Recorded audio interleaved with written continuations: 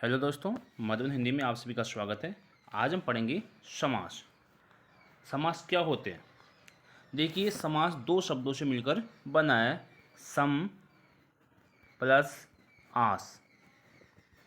सम plus आस दो शब्दों से मिलकर बना है।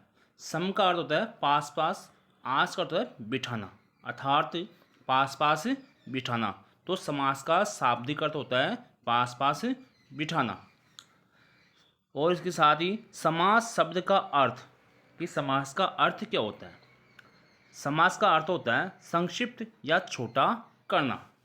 संक्षिप्त या छोटा करना।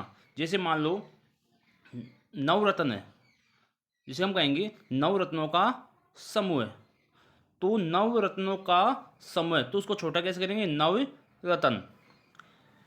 दो या दो से अधिक शब्दों के मेल या संयोग को समास कहते हैं।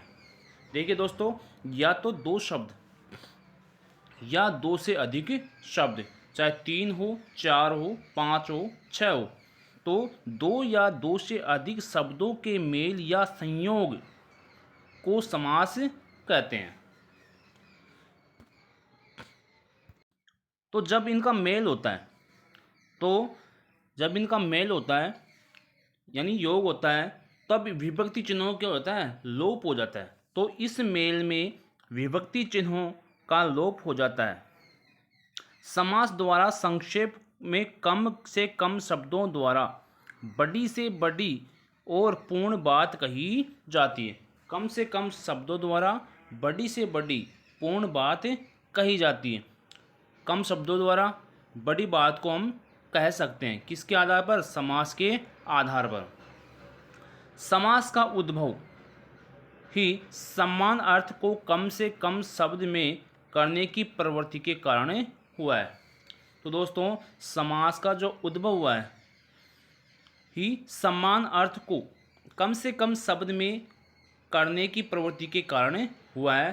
तो अब देखते हैं इसके एग्जाम्पल कि कैसे इसका उद्भव कम से कम शब्दों में करने की प्रवृत्ति के कारण हुआ है।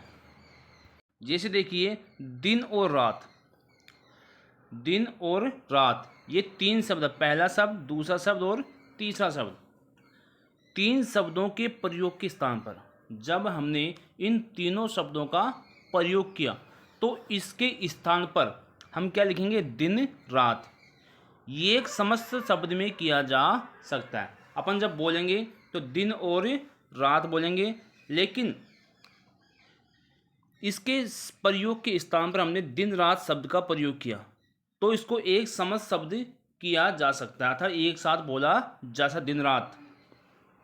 इस प्रकार दो या दो से अधिक शब्दों के मेल से विभक्ति चिन्हों का लोप के कारण, इसी प्रकार दो या दो से अधिक शब्दों के मेल या योग, या तो दो शब्द हो या दो से अधिक शब्द हो, विभक्ति चिन्हों के लोप के कारण जो नवीन शब्द बनते हैं, उन्हें सामासिक या समस्त पद कहते हैं। सामासिक शब्दों का संबंध व्यक्त करने वाले विभक्ति चिन्ह आदि के साथ प्रकट करने अथवा लिखने वाली रीति को विग्रह कहते हैं। तो दोस्तों, सामासिक जो शब्द होते हैं, जो ये सामासिक या समस्त शब्द पद या शब्द होते हैं, उनका संबंध व्यक्त करने वाले विभक्ति चिन्हों आदि के साथ प्रकट करने अथवा लिखने की जो रीति होती है, जो तरीका होता है, उसे क्या कहते हैं? हम विग्रह कहते हैं। तभी तो कहते हैं हम समास विग्रह। जैसे धन संपन्न, समस्त पद का विग्रह धन से संपन्न। रसोई घर, समस्त पद का विग्रह होगा रसोई के लिए घर। भाई, रसोई के लिए घर और धन संपन्न यानी धन से संपन्न। जब हम इनका समास बनाएंगे तो जो विभक्ति चिन्ह है, इनका क्या हो जाता है? लोप हो जाता है। और विग्रह करते हैं तब विभक्ति चिन्हों का प्रयोग किया जाता है। समस्त पद मुख्य दो पद होते हैं। देखिए दोस्तों, जब इनका हम विग्रह करेंगे तो दो पद हमको दिखाई देंगे। उनमें से एक तो होता है पूर्व पद, एक होता है उत्तर पद। पहले वाले पद को हम कहते हैं पूर्व पद, दूसरे वाले पद को कहते हैं हम उत्तर पद। जैसे मान लो रसोई घर है, तो रसोई को तो कहेंगे हम पूर्व पद और घर को कहेंगे उत्तर पद। भाई रसोई को पूर्व पद, उत्तर को घर को उत्तर पद, धन को पूर्व पद, संपन्न को उत्तर पद। तो दोस्तों हम निम्न उदाहरणों के द्वारा इसको समझते हैं कि समस्त पद क्या है, पूर्व पद क्या है, उत्तर पद क्या है और समास विग्रह क्या है।